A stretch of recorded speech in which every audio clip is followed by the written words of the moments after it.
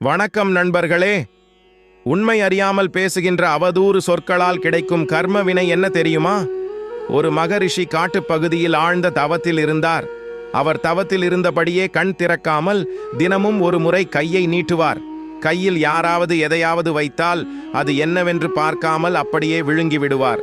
முனிவர் கையை நீட்டும் நேரம் பார்த்து அங்கு வரும் பக்தர்கள் நறுக்கிய கனிகள், அப்பம் முதலியவற்றை வைப்பார்கள். இதனால் தங்களுக்கு புண்ணியம் கிடைக்கும் என்று அவர்கள் கருதினர். ஒரு நாள் அந்த நாட்டின் அரசன் வேட்டைக்கு சென்றான். அன்று பக்தர்கள் யாரும் வரவில்லை. அந்நேரம் பார்த்து மகரிஷி கையை நீட்டினார். மன்னன் மகரிஷியை பரிகாசம் செய்யும் நோக்கத்தில் தான் வந்த குதிரை போட்ட சாணத்தில் சிறிது எடுத்து மகரிஷியின் கையில் வைத்தான். மகரிஷியும் அதை வாயில் போட்டுவிட்டார். மன்னன் கலகலவென சிரித்தபடியே அங்கிருந்து போய்விட்டான். மறுநாள் மன்னனின் நலம் விரும்பியாக உள்ள வேறு ஒரு முனிவர் அரசவைக்கு வந்தார். முக்காலமும் உணர்ந்த அவர், மன்னா, நேற்று நீ காட்டில் தவமிருக்கும் மகரிஷிக்கு குதிரை சாணம் கொடுத்தாய் அல்லவா? அது நரகத்தில் மலை போல் வளர்ந்து கொண்டிருக்கிறது.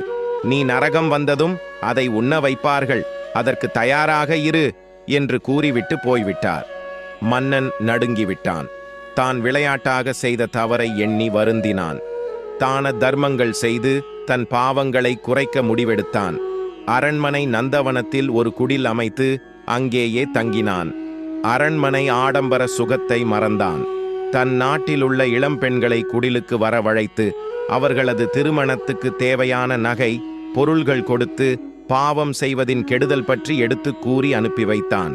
இது நாள்தோறும் நடைபெறும் ஒரு நிகழ்வாக மாறிவிட்டது. அரசனின் இந்த தினசரி வழக்கத்தை அந்த நாட்டில் சிலர் வேறு மாதிரியாக கதை கட்டிவிட்டனர். மன்னன் இளம்பெண்களை தவறான நோக்கத்தில் குடிலுக்கு வரச் சொல்கிறான், தவறுக்கு கூலியாக நகை பொருள் தருகிறான் என்று திரித்து கூறினர். இப்படியாக பல தவறான விமர்சனங்கள் வந்த வண்ணம் இருந்தன.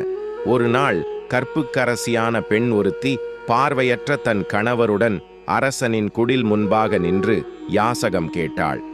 அந்த கணவன், நீ யார் வீட்டு முன்பு இப்போது நிற்கிறாய் எனக் கேட்டான். அரசன் அமைத்திருக்கும் குடில் முன்பு என்று பதிலளித்தாள் அந்த பெண். அதற்கு அவளது கணவன், ஓ, தானம் கொடுப்பதாகச் சொல்லிக்கொண்டு பெண்களின் கற்பை சூறையாடுகிறானே, அவன் வீட்டு முன்பா என்றான். அந்த பெண் பதறிப்போய் உடனடியாக அவனது வாயை பொத்தினாள்.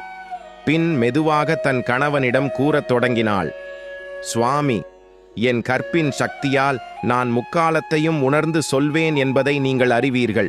இந்த மன்னன் ஒரு மகரிஷிக்கு குதிரை சாணத்தை கொடுத்தான். அது நரகத்தில் மலையளவாக குவிந்து இவன் உண்பதற்காக தயாரானது.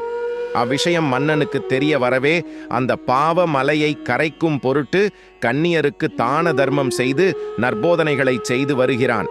ஆனால் சிலர் மன்னனை பற்றி தவறாக பேசி அவனுக்காக குவிக்கப்பட்டிருந்த சாணமலையில் ஒவ்வொரு கவளமாக ஒவ்வொருவரும் பங்கிட்டு கொண்டனர். கடைசி கவளம் மட்டும் பாக்கியிருந்தது. தற்போது மன்னனை பற்றி தவறாக பேசியதன் காரணமாக அந்த கடைசி கவளத்தை தாங்கள் எடுத்துக்கொண்டீர்கள்.